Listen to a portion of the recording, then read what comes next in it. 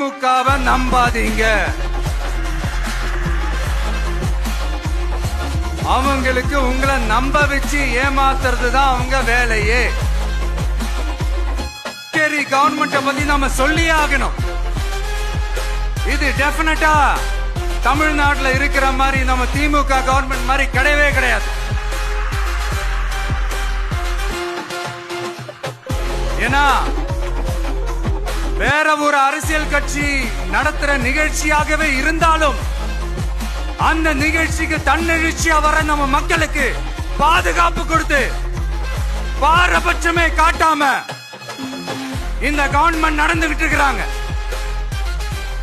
அப்படிப்பட்ட இந்த புதுச்சேரி கவர்மெண்ட்டுக்கும் நம்ம புதுச்சேரி சிஎம் சார் அவர்களுக்கும்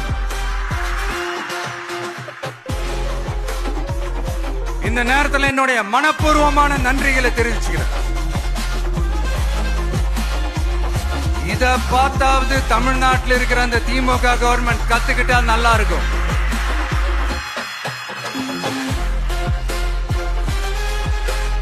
ஆனா அவங்க கத்துக்க மாட்டாங்க. பரவாயில்ல, வரப்போற எலெக்ஷன்ல 100% கத்துக்குவாங்க. அத நம்ம மக்கள் பாத்துக்குவாங்க.